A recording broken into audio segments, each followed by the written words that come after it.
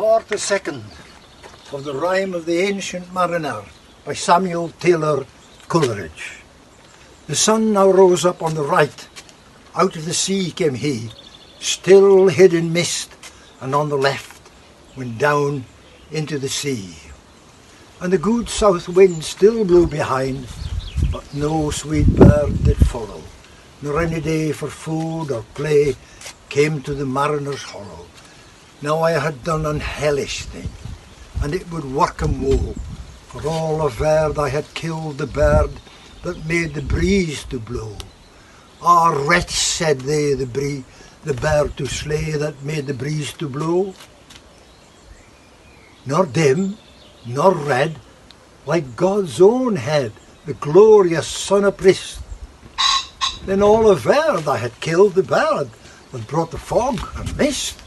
'Twas right, said they, such birds to slay that bring the fog and mist. The fair breeze blew, white foam flew, the furrow followed free. We were the first that ever burst into that silent sea. Down dropped the breeze, the sails dropped down. 'Twas sad as sad could be, and we did speak only to break the silence of the sea. All in a hot and copper sky, the bloody sun at noon, right up above the mast did stand, no bigger than the moon. Day after day we stuck, nor breath nor motion, as idle as a painted ship upon a painted ocean. Water, water everywhere, and all the boards did shrink. Water, water everywhere, nor any drop to drink. The very deep did rot. O Christ, that ever this should be. Yea, slimy things that crawl with legs upon the slimy sea. About and reel and rout, the death fires danced at night. The water like a witch's oils burned green and blue and white.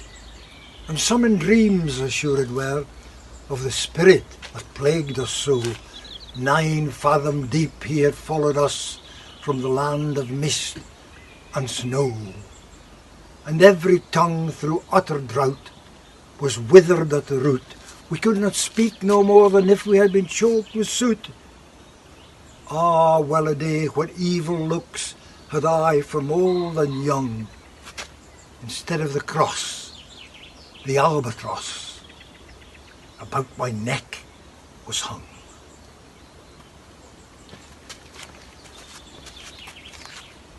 Why did you decide to memorise such a long poem?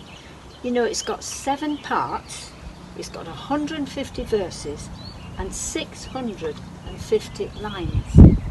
How did you manage that? It was the challenge.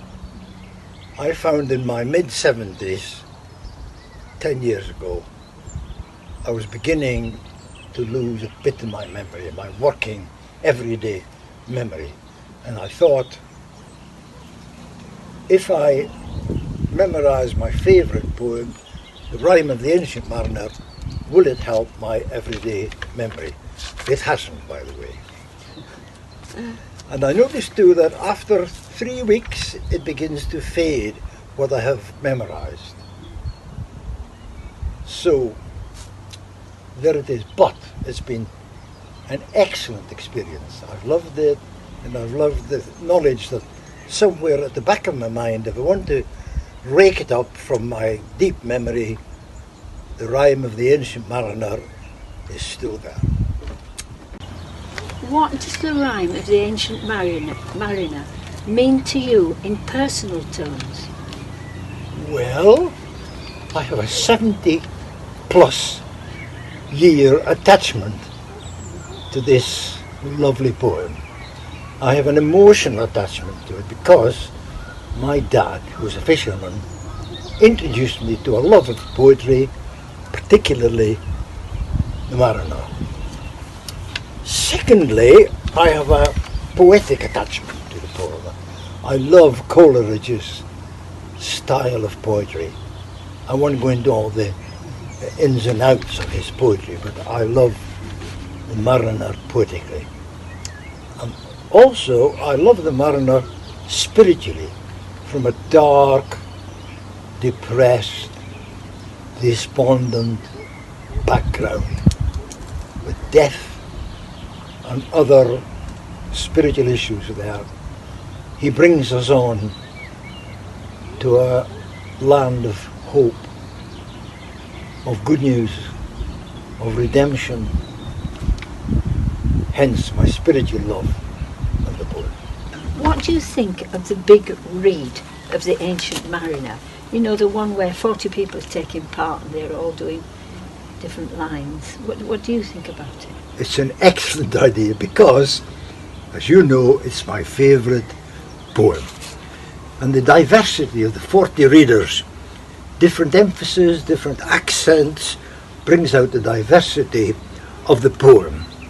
Many different poetic styles and moods. The Ancient Mariner big read leads you out of lockdown into a fascinating new world of the imagination. Like the captivated wedding guests, we listen like a 3-year child. The Mariner hath his will.